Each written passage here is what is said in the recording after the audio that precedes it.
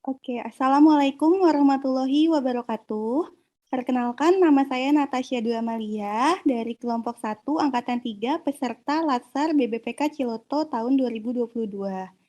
Pada kesempatan kali ini, saya bersama teman-teman kelompok saya dari kelompok 1, yaitu ada Kak Alda dan Kak Safa, akan berdiskusi dan berbincang-bincang mengenai analisis nilai-nilai berakhlak dalam film Rumah Perkara.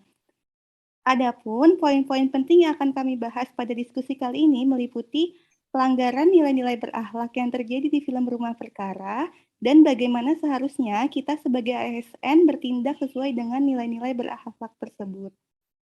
Nah, sebelum masuk ke pembahasan, saya akan memaparkan deskripsi singkat dari film Rumah Perkara ini.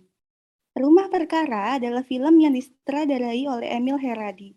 Bercerita tentang kisah calon kepala desa atau lurah bernama Pak Yatna yang mengumbar janji saat kampanye untuk membantu memenuhi kebutuhan rakyatnya ketika nanti terpilih. Selain itu, Pak Yatna sebagai calon lurah juga berjanji dengan menyebut nama Tuhannya untuk menjaga dan melindungi keamanan desanya dari gangguan orang lain. Namun kenyataannya, setelah terpilih, tidak ada janji yang beliau tepati.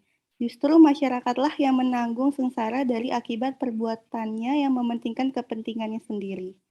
Nah, itu deskripsi singkat dari film Rumah Perkara ini. Setelah kami semua menonton film ini, ada beberapa pelanggaran dari nilai-nilai berakhlak yang tampak dan terjadi di film ini. Yuk, mari kita bahas satu-satu.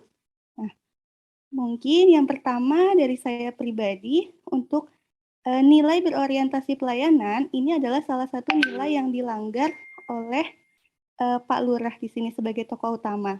Mengapa? Karena sebagai Pak Lurah, beliau tidak mampu menjadi pemimpin yang mampu untuk memenuhi janjinya saat kampanye.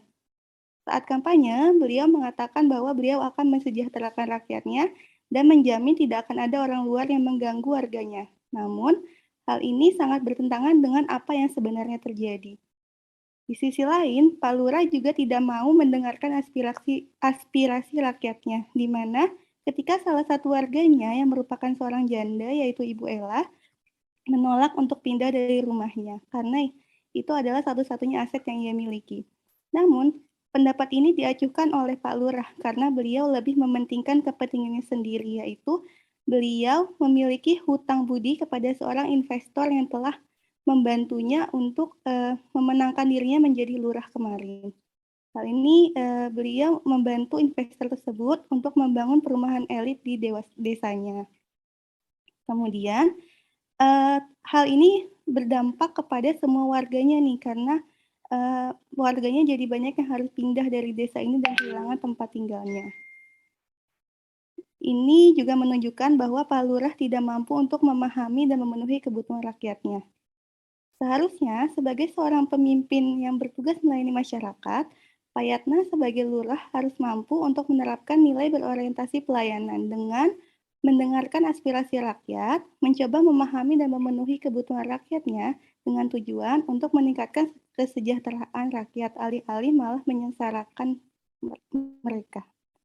Nah, itu untuk yang berorientasi pelayanan. Adapun ada juga nih pelanggaran terhadap nilai yang kedua, yaitu nilai akuntabel. Di sini, Pak Lurah sebagai tokoh utama dalam film Rumah Perkara ini melanggar nilai akuntabel di mana ia tidak melaksanakan tugasnya dengan tanggung jawab. Pak Lurah juga tidak memiliki integritas sebagai seorang pemimpin di mana ia tidak berperilaku jujur dan tidak mampu untuk memenuhi janji-janji yang telah ia umbar ketika kampanye. Di mana salah satu kalimat yang ia katakan saat kampanye yaitu ia tidak akan mengizinkan ada orang yang mengganggu keamanan di desanya.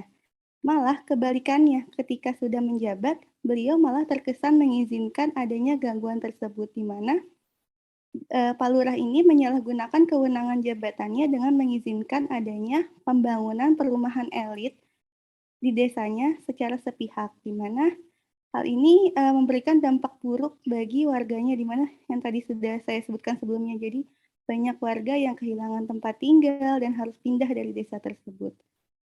Nah, seharusnya sebagai seorang ASN, kita harus memiliki integritas yang tinggi dan harus mampu bertanggung jawab dalam melaksanakan tugas sesuai dengan tupoksi kita.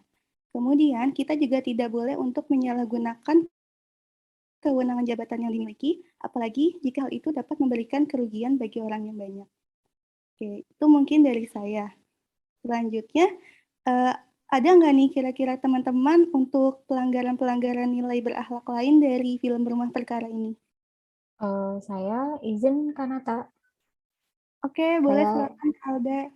Ya, terima kasih Kanata. Selanjutnya saya menganalisis bahwa adanya melanggar salah satu core ASN yang berakhlak, yaitu salah satunya kompeten. Nah, Pak Lurah ini tidak menunjukkan nilai kompeten karena ia tidak mampu melaksanakan tugasnya sebagai lurah dengan kualitas yang terbaik. Dia juga tidak mampu mengambil keputusan yang tegas sebagai pemimpin. Beliau juga tidak mau bernegosiasi atau melakukan musyawarah mufakat baik dengan pihak investornya maupun seluruh warganya untuk menciptakan solusi yang terbaik atau dinamakan win-win solution. Seharusnya seorang pemimpin yang kompeten ini mampu untuk bernegosiasi atau melakukan musyawarah dengan warganya, serta mampu mengambil keputusan yang terbaik untuk warganya dan seluruh masyarakat di sana. Yang kedua, itu ada harmonis. Adapun pelanggarannya juga yang terjadi pada poin nilai harmonis ini, di mana tidak terbinanya hubungan yang baik dan harmonis antara Payatna sebagai pemimpin dengan masyarakatnya. Ia juga tidak menghargai pendapat warganya, yaitu salah satunya Bu Ella, yang seorang janda itu enggan untuk pindah dari rumahnya, dan pendapat istrinya sendiri yang memintanya untuk berhenti melakukan ini semua. Selain itu, Pak Lurah juga tidak bersikap netral dan juga lebih memihak kepentingan pribadinya atau golongan tertentu dalam hal ini investor yang akan membangun perumahan elit di desanya. Nah, jelas banget ini melanggar nilai-nilai harmonis. Seharusnya sebagai seorang ASN atau pejabatnya yang baik, itu kita harus mampu untuk menciptakan hubungan yang baik dengan masyarakatnya. Saling menghargai adanya perbedaan pendapat, bersikap netral dengan tidak memihak kepada golongan tertentu. Sekian dari saya. Selanjutnya, mungkin ada yang mau menambahkan? Oke, Kak Alda, Kanata, saya izin berpendapat ya untuk film ini. Oke, silakan Kak Safa.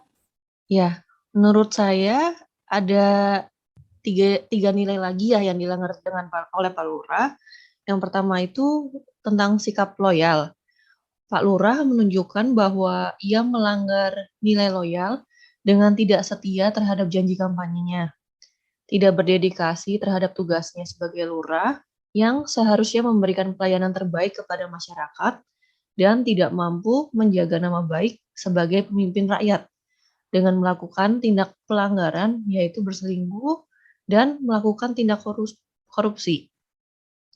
Seharusnya sebagai ASN kita harus setia dan berdedikasi tinggi dalam melaksanakan tugas yang menjadi tanggung jawab kita, serta mampu untuk menjaga nama baik kita maupun instansi dengan tidak melakukan sesuatu hal yang melanggar umum, seperti hukum, agama, atau norma dalam berkehidupan masyarakat. Untuk nilai berikutnya yaitu nilai adaptif. Pak Lurah di sini tidak melakukan perbaikan dari kesalahannya, sehingga tidak ada kemajuan untuk dirinya dan masyarakat. Selain itu, beliau juga tidak bersikap tegas dan tidak memiliki inisiatif untuk melakukan tindakan yang mampu mengatasi permasalahan di dalam masyarakat. Seharusnya, sikap kita sebagai seorang ASN, kita harus memiliki inisiatif untuk pemecahan suatu masalah dan juga memiliki kemampuan dan kemauan untuk memperbaiki kesalahan yang dibuat sehingga menciptakan suatu kemajuan untuk kehidupan. Dan yang terakhir menurut saya yaitu sikap kolaboratif. Di sini terlihat bahwa Pak Lurah itu tidak memiliki hubungan kerjasama yang baik dengan warga-warganya, alih-alih ia malah berkolaborasi dengan pihak investor untuk pembangunan infrastruktur elit di desanya.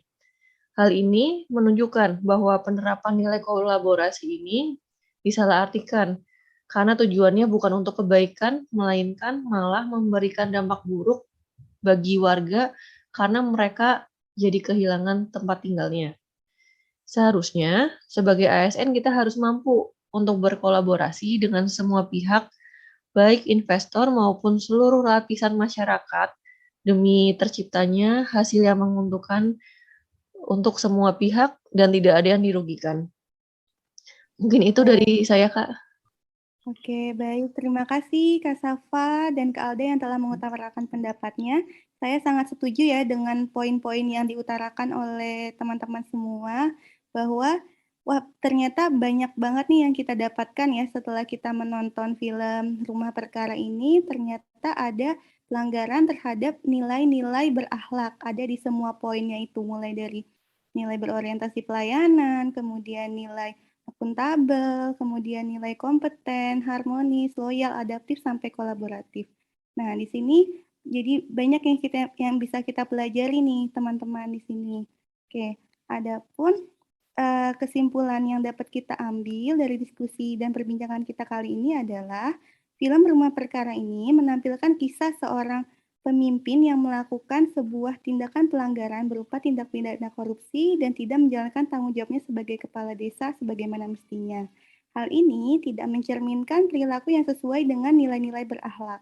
Seharusnya, sebagai seorang ASN yang nantinya akan menjadi pemimpin, kita harus mampu mengaktualisasikan nilai-nilai berakhlak dalam kehidupan kita sehari-hari, dalam pekerjaan kita, agar mampu mencapai tujuan untuk nantinya mampu melayani masyarakat dan memberikan kesejahteraan kepada masyarakat. Oke, baik. Mungkin cukup sekian diskusi kita kali ini. Semoga dari hasil perbincangan kita ini ada manfaat yang bisa diambil. Oke, sekian dari kami. Kurang lebihnya mohon maaf. Wassalamualaikum warahmatullahi wabarakatuh.